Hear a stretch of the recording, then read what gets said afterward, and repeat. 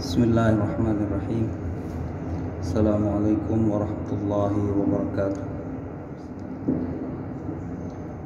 Innal hamdalillah nahmaduhu wa nasta'inuhu wa nastaghfiruh wa na'udzu billahi min syururi anfusina wa min sayyiati a'malina. May yahdihillahu fala mudilla lahu wa may yudlil fala hadiya lahu. Allahumma shalli wa sallim wa barik ala sayyidina Muhammadin Rasulillah wa ala alihi wa ashabihi wa man tabi'ahu wa mawala. Hadirin jamaah salat zuhur Masjid Ukhuwah Islamiyah yang dimuliakan Allah. Bagi yang memiliki sedikit keluangan waktu, saya mengajak hadirin sekalian untuk membaca beberapa ayat suci Al-Quran dan menerjemahkannya. Mudah-mudahan dengan memahami, dengan mendengarkan ayat suci tersebut kita mendapat rahmat dan hidayah dari Allah Subhanahu wa taala. Allah berfirman, a'udzubillahi minasyaitonir rajim. Bismillahirrahmanirrahim. Wadrib lahum mathalal hayati dunya. Buatlah satu contoh, satu gambaran, satu ilustrasi tentang kehidupan dunia.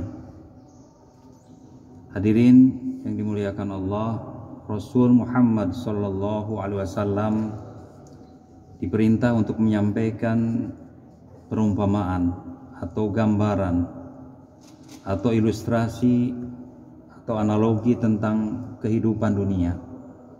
Kita sekarang hidup di dunia dan seharusnya kita memahami hakikat atau gambaran tentang seperti apa sesungguhnya kehidupan kita di dunia. Kemudian Allah menjelaskan, kama in anzalnahu minas sama.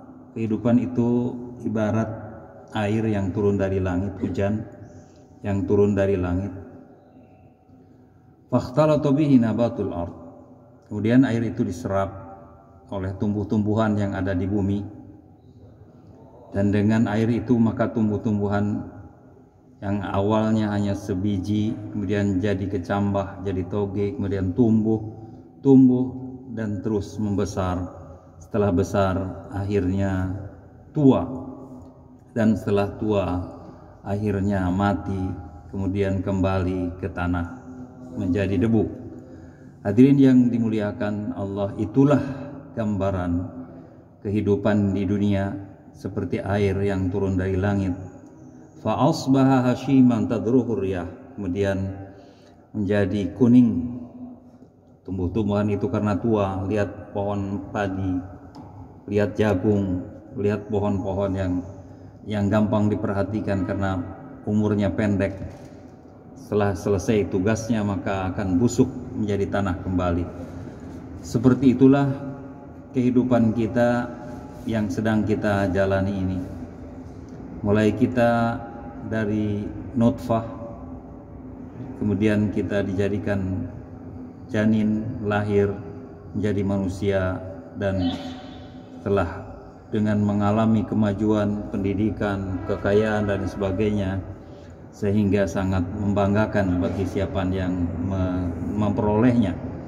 Namun demikian harus diingat bahwa itu akan ditinggalkan karena akan berakhir dengan kematian, yang berarti akhir dari kehidupan kita di dunia ini. Kemudian Allah berfirman, wa kana Allahu ala kulli syai'in muqtadira. Allah Maha Kuasa untuk melakukan apapun. Artinya kita bisa dijadikan seorang yang sukses, kita bisa jadikan apapun yang Allah kehendaki, bisa saja apapun.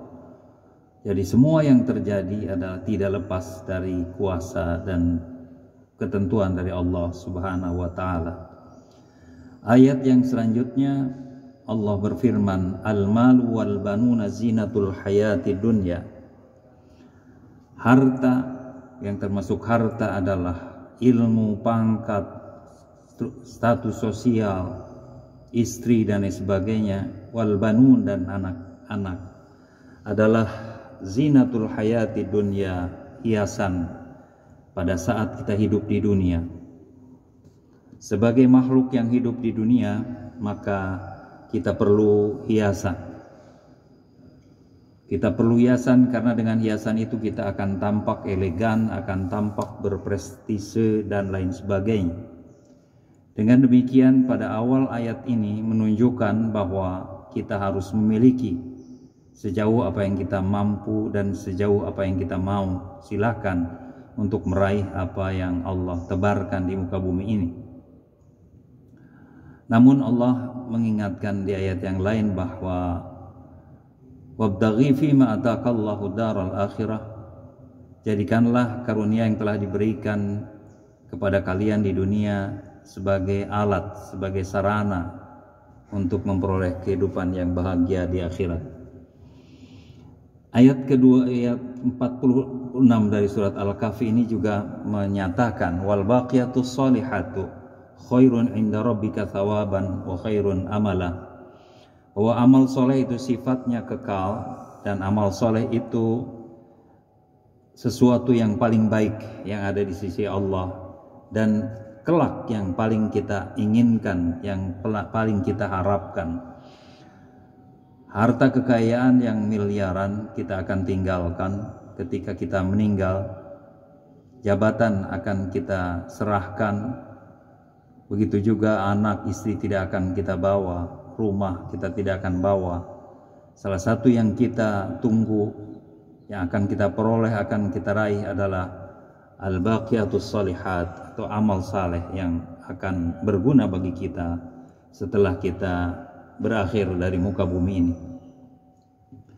Hadirin yang dimuliakan Allah, ayat yang ke-47 bercerita tentang terjadinya hari kiamat. Wa yauma nusayyirul jibala wa taral arda barizah. Ketika hari kiamat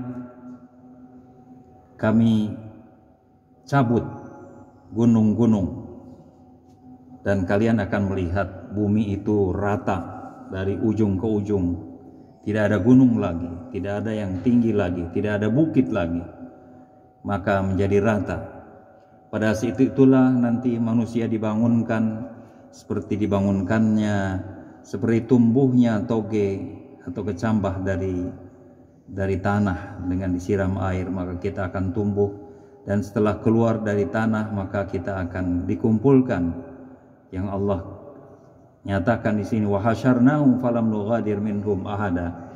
Seluruh manusia akan dikumpulkan dan tidak ada satupun yang akan tertinggal. Seluruh manusia akan dikumpulkan sejak Nabi Adam sampai akhir dunia nanti. Kemudian ketika sudah berkumpul, maka mereka dihadapkan kepada Allah. Wa uridu ala rabbika saffa, mereka dihadapkan kepada Allah bersaf-saf. Dan Allah berfirman, laqad ji'tumuna kama khalaqnakum awwala marrah.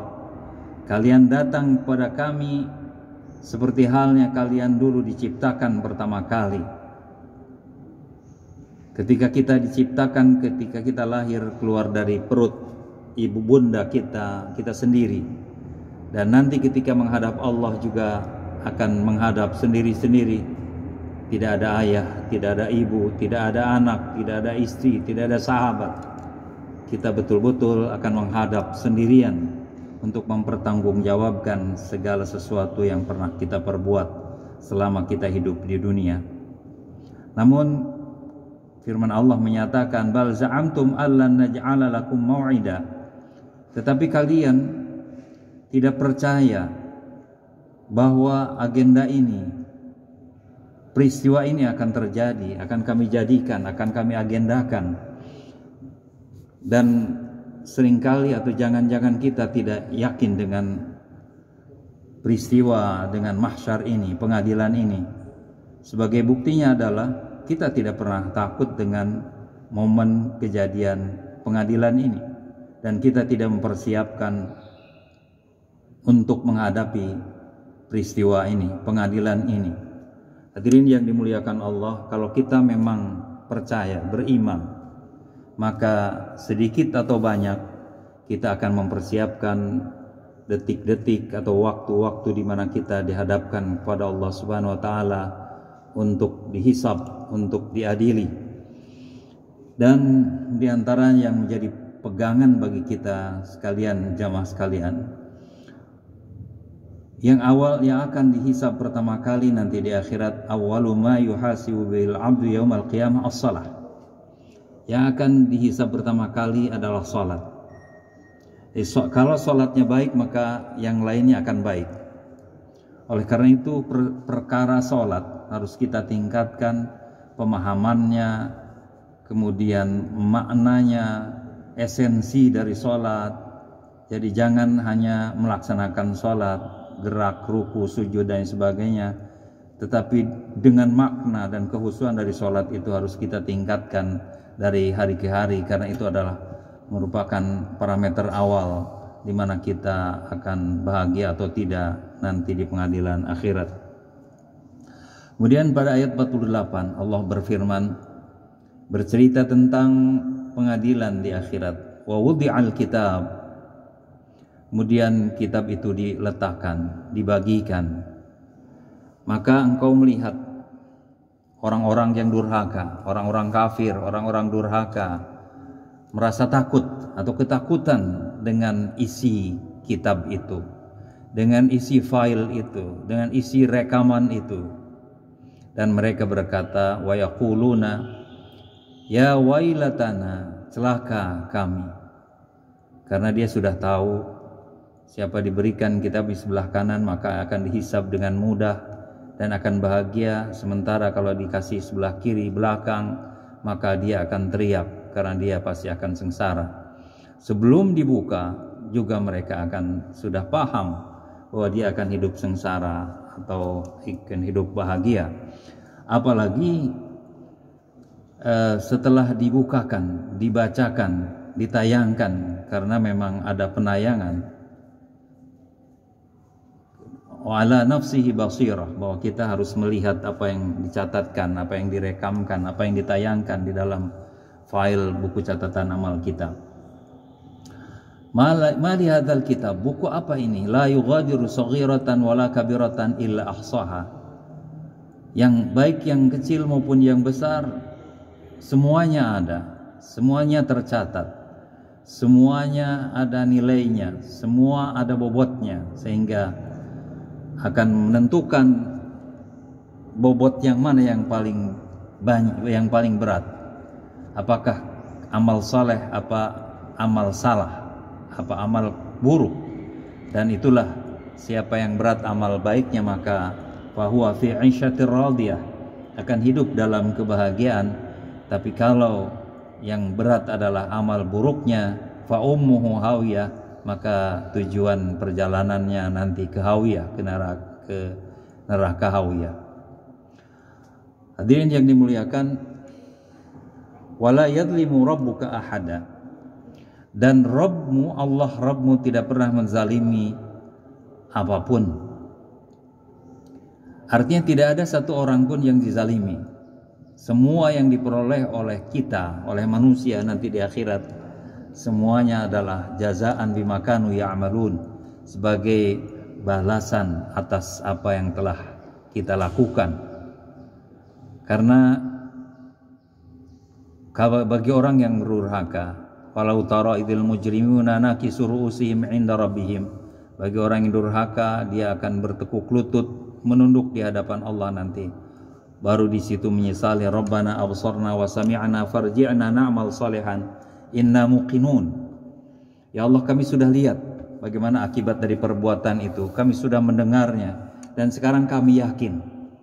Oleh karena itu kembalikanlah kami ke dunia dan kami akan beramal, berbuat kebajikan. Namun apa yang dijawab oleh Allah? Walau syi'na la'ataina kulla nafsin hudaha, kalau aku berkehendak maka aku akan berikan hidayah semua orang. Tetapi manusia sudah diberikan kebebasan, mau kebaikan yang ditumbuhkan atau keburukan. Faman syaa falyu'min wa man syaa falyakfur. Apakah keimanan yang ditumbuhkan, yang dikembangkan, atau kekufuran yang dikembangkan, itu dibebaskan kepada kita, sehingga apapun yang nanti kita peroleh jazaan bima kanu ya'malun fadzuqu bima nasitum liqa'a yaumikum hadza inna nasinakum wa dzuqu 'adzabal khuldi bima kuntum ta'malun. Kata Allah, rasakan sanksi atau hukuman pada hari ini karena kalian sudah melupakan momen ini, peristiwa ini, agenda ini. Dan kami pada hari ini melupakan kalian, dan rasakanlah siksa yang pedih dan abadi, jazaan bima kanu ya'malun, sebagai balasan atas apa yang kalian kerjakan.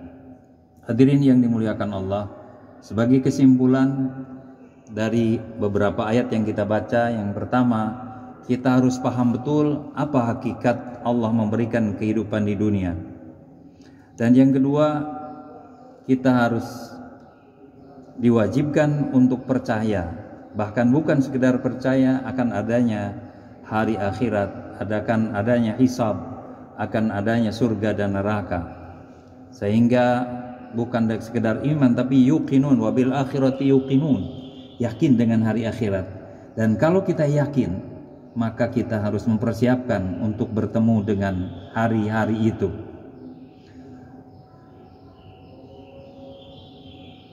Untuk menggambarkan sebuah keyakinan, kalau jam 2 jam pagi hari misalnya, malam nanti listrik akan mati, dan kita yakin karena yang mengumumkan adalah PLN, maka siang hari pasti kita akan mengisi toren air supaya di malam hari tidak kekurangan air. Itu buktinya yakin. Tapi kalau kita tidak yakin, kita pasti tidak mempersiapkan. Demikian juga halnya kalau kita yakin bahwa hari akhirat itu ada, surga neraka itu ada, hisab itu ada, buku catatan amal itu ada, maka kita akan mempersiapkan untuk bertemu dengan hari-hari itu. Dengan bertemunya kita dengan Allah Subhanahu wa taala, beranikah kita membawa banyak dosa sementara amal kita sedikit, padahal kita sudah diberikan banyak hal sehingga kita bisa hidup dengan bahagia di atas permukaan bumi ini. Itu saja yang disampaikan dari beberapa ayat, dan mudah-mudahan ini menjadikan panduan, pedoman bagi kita, karena Al-Quran sesungguhnya adalah pedoman hidup.